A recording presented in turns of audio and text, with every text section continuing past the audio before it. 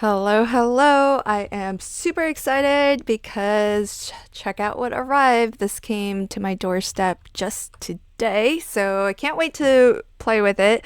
I'm going to do an unboxing and a first impression of it in this video, but I am not thinking of trying to form any ultimate long-lasting conclusions. Just want to share my new mini die cutting machine. And what's great and different about this is that it is an electric cutting machine, but it's mini, but it's not super tiny from my understanding. It's actually got a 4.25, I think, inch mouth to the opening of the machine, so you can actually cut like into a A2 size. Like if you were making a shaker card and you wanted to cut into your card front, for example, or cut a panel that's going to have a shaker component to it, you can actually do that and pass a A2 size card front through this machine,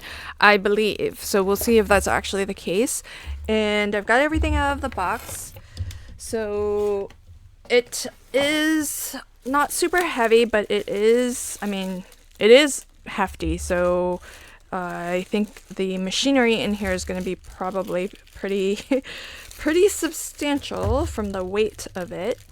And this is the main machine itself, and it does come with some stuff right to start crafting with right away. So here it is. Oh, it's so cute. Let's get some measurements on this. So in terms of the footprint, if I measure 7.5 wide, and it is about 4 5/8 tall, and roughly 4.25 deep. So that is that, and it has a cute little handle.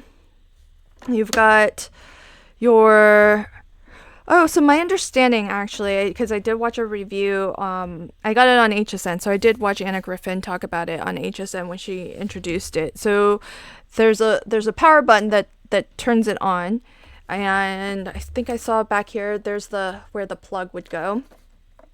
The power button turns it on, but unlike the Gemini machines, electric die cutting machines, it doesn't just automatically start going when you start putting your plates through. You actually have to hit run, and then that makes it go forward, and you can hit reverse if you want it to come back towards you in the opposite direction. So that is one difference that I am aware of, which I'm not sure one way or another how I feel about it. I just know that's a difference. With the Gemini, it's actually kind of nice to just put it, start passing it through, and it'll just go and do its thing, or spit it right back out at you if it's too deep. So you've got the machine itself, the power cord. It's kind of interesting because it's got this very cream color to it, and the cord as well. The cord matches, and it almost looks very antique-y. Looks very classic in style. So that's Anna Griffin for you. I think that's very on brand for her. Then we have the full set of plates, and then the instructions. So let's see, there are 2 cutting plates, and I did get a couple extras, not from HSN, but from scrapbook.com. There's a metal shim. There is a magnetic mat. This is heavy duty magnetic mat, and a die embossing, one of like the rubber mats. Then, as I mentioned, there are some free, kind of built into the price, free products to start crafting with. So here we have some dies and an embossing folder. I don't know if it's 3D or if it's a standard. It looks like, oh, it is 3D. Okay, nice. So here's some inspiration for what you can do with the products that they have included, presumably. I think so. No, that's not right, because these frames, I think, are they all the same? Oh, they are. They all are. Okay. Oh, that is cool. So everything is, you do get everything. Okay, so we've got a frame, an oval frame, an oval inner aperture die, plain oval aperture die. You have some flourishes. Are those flourishes or is it an ampersand? I guess I'll have to die cut it and find out. I think they're just accent, like little flourishes. I don't think it's an accent, an ampersand. And then you have the word hope. So there's that. And then there's this really lovely embossing folder, which is it's a 3D folder. It's pretty thin for a 3D embossing folder. So I'm going to be really curious to try it. It does say it's 3D. But when I feel this as compared to the Spellbinders 3D folder, it's not as thick. Same with Sizzix. The Sizzix 3D embossing folders are pretty thick. So that's going to be an interesting one to play with. So we've got those, and then the instruction manual. So what I'm going to do is I'm going to give this a read. I'm going to pause my video here, give this a read, plug everything in, and I won't do anything else other than just read so I know what I'm doing and get things set up. And you'll see me, I'll rejoin, and you'll see me do my first run through, and I'll do some die cutting and I'll do some embossing. Okay, so I have read the manual and it's all pretty straightforward, so I think I know what I'm doing, but we'll see in a moment if I actually do. I've got my machine plugged in, so the cord goes back here, and what you have to do is actually turn the power on, and then you turn run on before you actually feed it through. So we'll just leave it on for the moment, and when I'm ready to build up my sandwich and pass it through, I'll hit run, and then I'll feed the sandwich through. There are 5 plates that come with the box. I did order some replacement cutting plates, so I have those ready to go when I need them. But these are brand new. You can see I still have yet to cut into them. You get 2 A plates. You get a what feels like a very heavy duty magnetic mat. That's the B plate. We have a C plate, which I forgot to take out. I took everything else out of its packaging just to speed up this portion of the first look video. But the C plate, as it were, is the rubber squishy mat.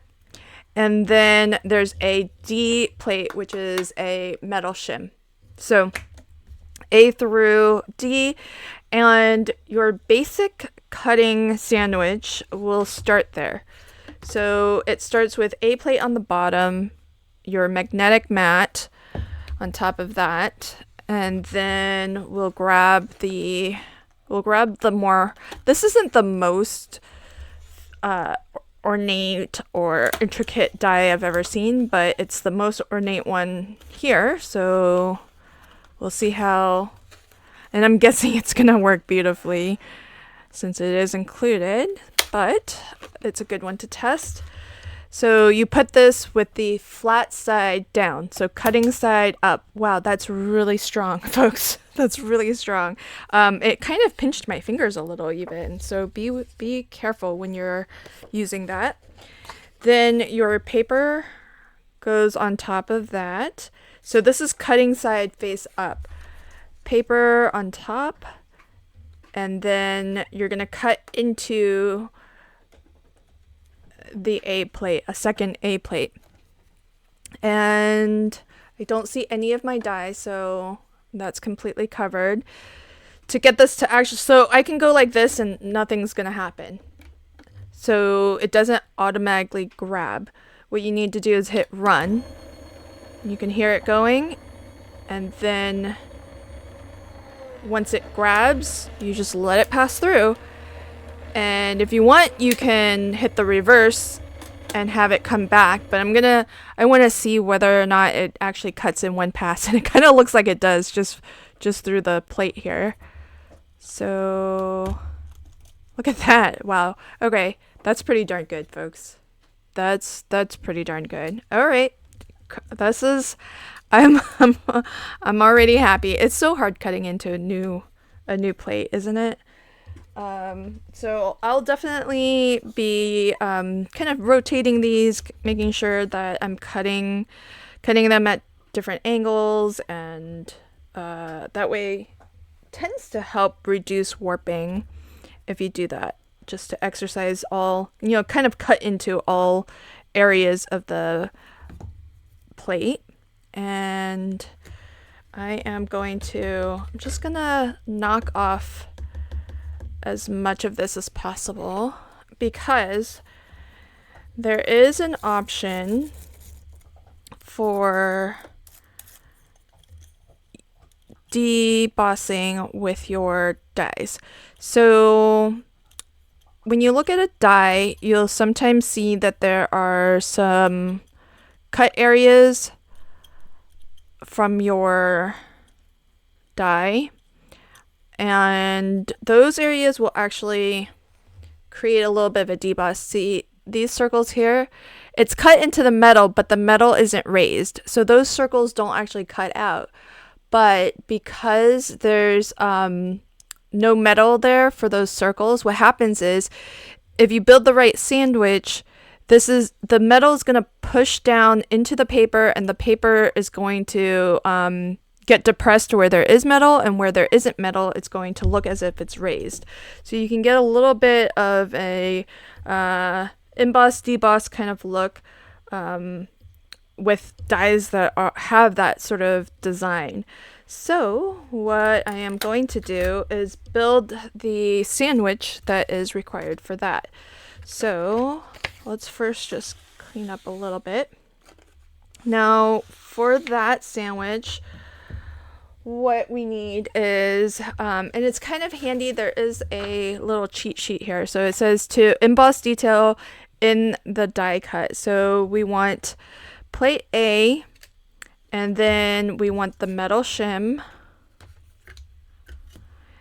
Then next we want we want this to still be inside of the die. So I'm going to nestle this back in exactly where it came. And then we're going to use the rubber mat, the embossing mat, and then another A plate. So I've just got that right back in where it dropped out. There's no magnetic mat this time. So nothing, it's not going to hold it in place. Just need to get that where it should be. I mean, the die cut popped out of this so easily. It's actually kind of impressive. Okay. So I'm going to get the rubber mat on top of this. So this is cut side facing the rubber mat, still facing up. And then we're going to, I cut in this way. I'm just going to do that. And so it's a squishy mat. It should be less pressure. And since it's not going into like a hard surface, it's not cutting, but it should be enough pressure to kind of push through the paper through those little holes in the die. So I'm gonna hit run, so you can hear the rollers going, and try to feed that through as straight as possible. And then we'll see whether, I should have showed you the before, because I did check to see if there was that emboss detail, and there wasn't. But let's look to see. Look at that. So there is, it's really subtle.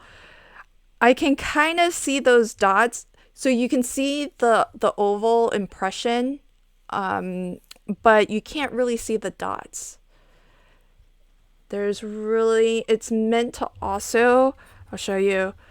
So you can kind of see that oval, that line, that's the edge of the metal, but you can just barely see the design of the dots, because these dots, all of that is built into this metal on purpose. It's meant to actually give you an emboss detail, but it's just not enough pressure. Not with this cardstock anyways. This was, I think, 80 pound.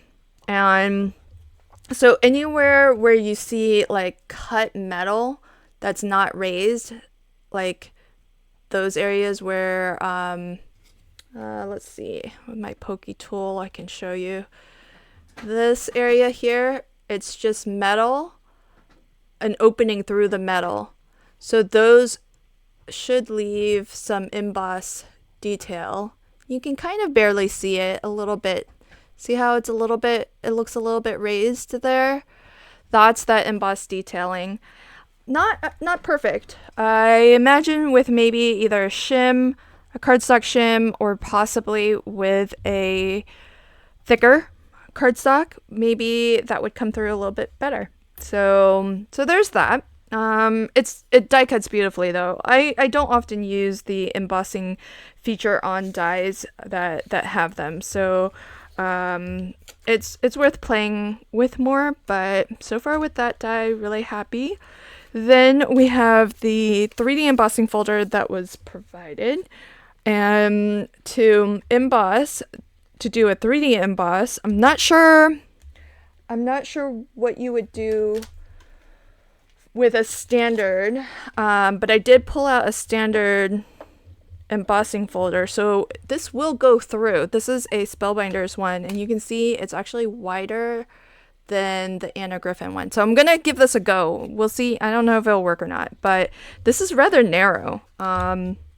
It's not even as wide as their plate, so it is an unusual size for that. But I've got a panel. This is A2, and I guess this is gonna be, yeah, not really the full width, but that's okay. I'll still use the panel. It looked odd. So my cardstock is 4 1/4 by 5 1/2. So this is smaller. I don't even think it's designed for. I think it's A6, 4 by 6 cards. I'm not sure what size card this folder is actually designed for. If somebody knows who's watching, please leave it in the comments. But the sandwich that it says for the 3D emboss is we want the A, and then we want the folder, and another A plate. So get that.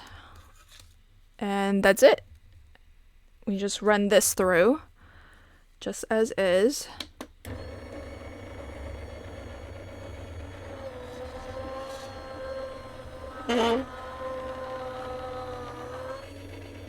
Okie dokie.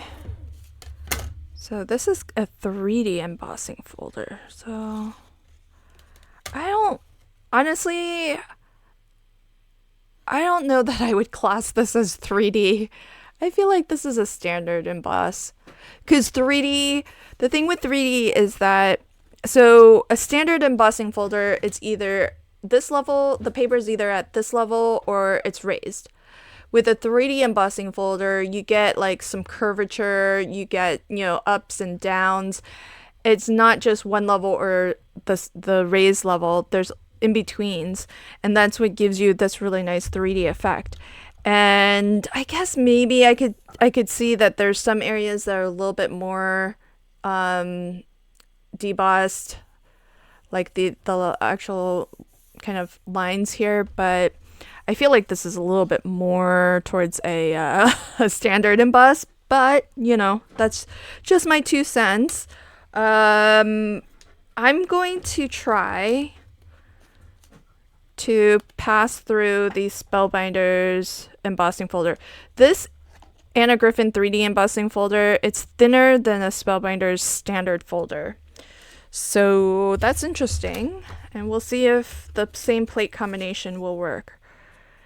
And this isn't going to emboss the full panel because this is wider than my plate. See? I think maybe if I get it lined up just right, I would have to be like really just perfect. Because the plate is exactly 4 1/4. So I think that's about as good as it's gonna get. Okay. See how it won't take it? That is something that's kind of nice. So the roller won't actually go. So I'll hit run again.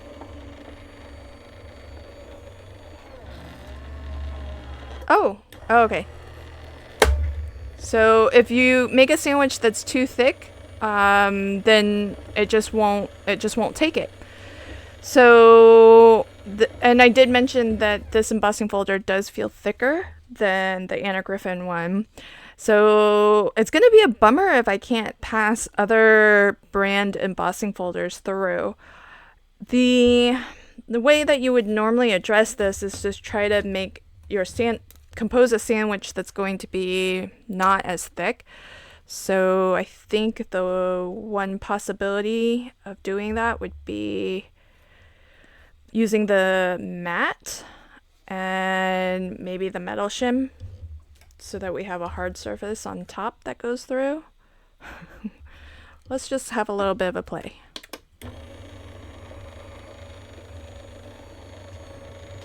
Well, it went through, so now let's see if it actually embosses.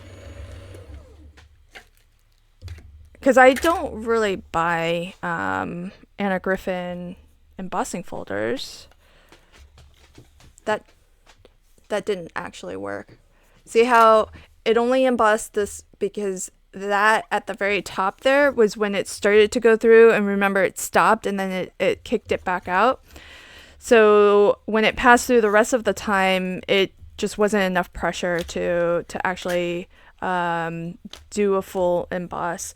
So that's, interesting how it'll be. Maybe I can play with it a little bit more. I can probably add another maybe cardstock shim or something to get it to be a little bit thicker, or maybe I could try using the magnetic mat to get to the right level of pressure or thickness. But I guess I just won't use this until I can figure out a sandwich, or maybe do some research. Maybe somebody else has figured out a sandwich that will allow you to use this, because the size of a standard embossing folder, it will pass through. So it's just a matter of finding a sandwich combination that provides enough pressure for it to go all the way through, but not too much pressure to where it just kicks the folder back out. So that'll be something that I experiment with some more, because it would be really nice to use this with some of the other embossing folders that I have. Even though Spellbinders makes the really large ones now, I still do have a lot of embossing folders from Spellbinders, from Sizzix. I still have my Cuttlebug embossing folders, so I still have a bunch. The plate measures 7.5 by 4 1/4. So there are longer plates that you can get, and I'm glad I didn't go ahead and buy those, because I considered buying them since I have some embossing folders that are slimline, and I have some dies that are slimline. I don't have a ton of them, but I have some, and those would pass through here really easily because they're not wider than 4 1/4. But I will hold off on getting those additional plates for now. But right now, first opinion, my first thoughts are that it's nice. I like that I can have it here, and if I'm die cutting or showing any die cutting techniques, I can actually show it on camera, because my large platinum machine is just too big to move, in and out of shot. And it's so big, my camera setup is so tight into my workspace that you wouldn't even be able to see the whole thing. So for its size, I love that it's electric.